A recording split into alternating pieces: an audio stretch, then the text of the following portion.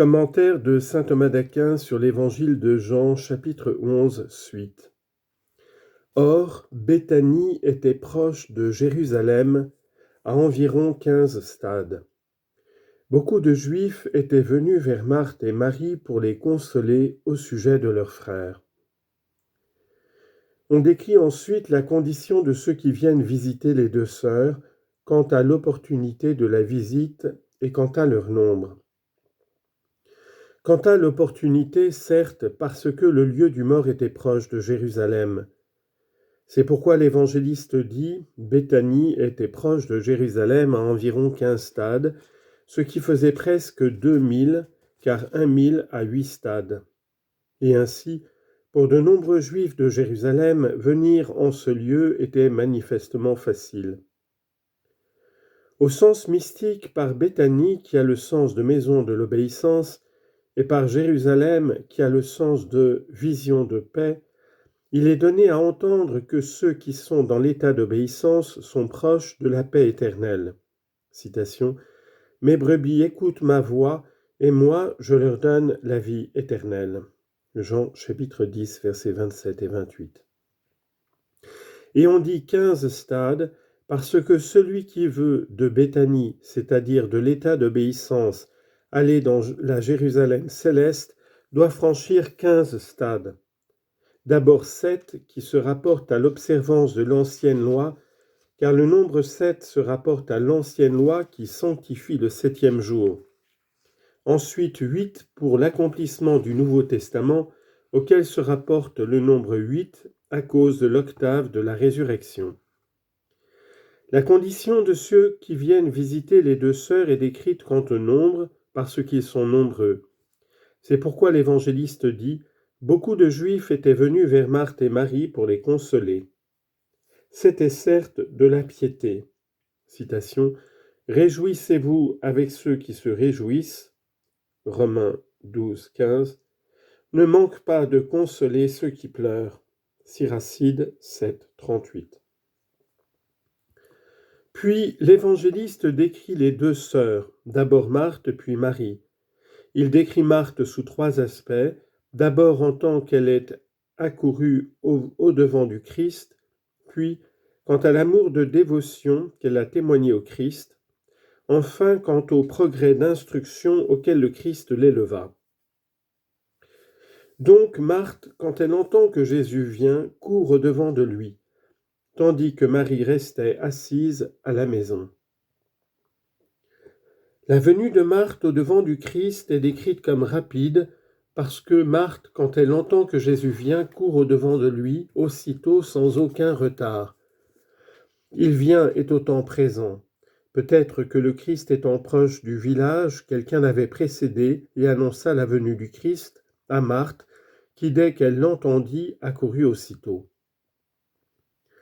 La raison pour laquelle Marthe entendit cela en premier et accourut seule est qu'elle était inquiète.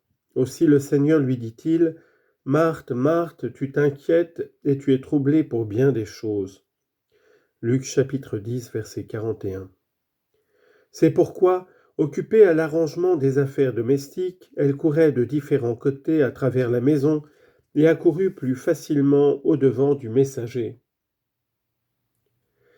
Marie était assise à la maison avec ceux qui étaient venus de Jérusalem, et c'est pourquoi elle ne put être prévenue aussi vite que Marthe. La raison pour laquelle Marthe n'a pas prévenu aussitôt Marie est donnée par saint Jean Chrysostome. Marie en effet était assise avec les Juifs, et Marthe savait que les Juifs poursuivaient le Christ et avaient déjà comploté sa mort. C'est pourquoi elle craignait que si elle lui disait la nouvelle, et si Marie allait à la rencontre du Christ, ils aillent avec elle. À cause de cela, elle ne voulut donc pas la lui dire. Mais si les Juifs avaient tramé un complot contre le Christ, comment visitaient-ils Lazare et ses sœurs qui étaient des familiers du Christ et presque comme des disciples ? Saint Jean Chrysostome répond qu'il faisait cela à cause de la nécessité du malheur et à cause de la noblesse de ces femmes qu'il consolait, ayant écarté le commandement de leur chef. Ou bien parce que ceux qui étaient présents n'étaient pas mauvais, mais se comportaient bien à l'égard du Christ. Beaucoup, en effet, parmi le peuple croyaient. Au sens mystique sont signifiées ici la vie active représentée par Marthe, qui accourut au-devant du Christ pour montrer par l'usage de ses membres le bienfait de l'obéissance. Et la vie contemplative représentée par Marie, qui est assise à la maison, vacant au repos de la contemplation et à la pureté de conscience. Citation, « Entrant dans ma maison, je me reposerai avec elle. » Sagesse 8,16.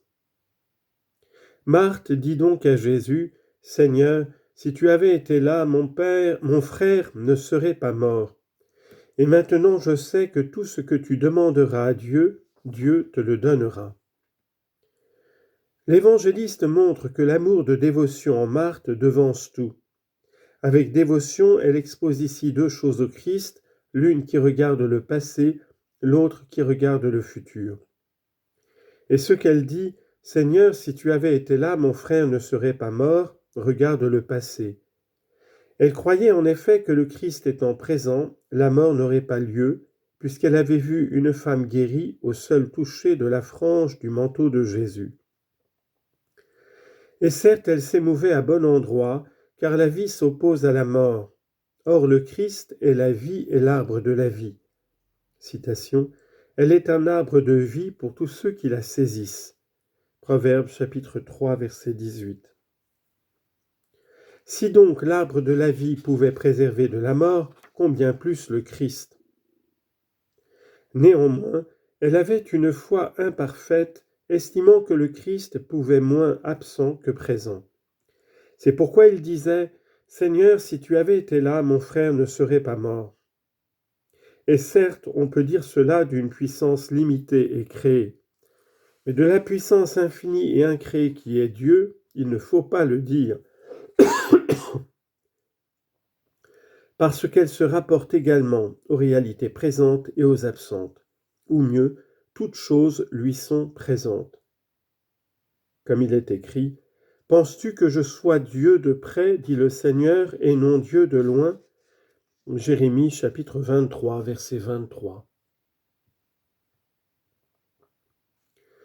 Ce qu'elle dit ensuite regarde le futur.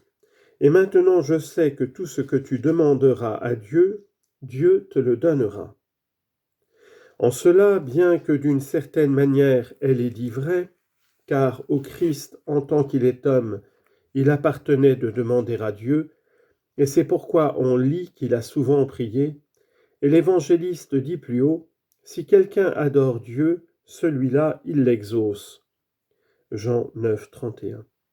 Cependant, elle dit moins que la vérité, car par ses paroles, on semble estimer le Christ comme un homme saint qui pourrait, en priant, supprimer la mort passée, comme Élisée releva un mort en priant. 2 Rois, chapitre 4, versets 18 à 37.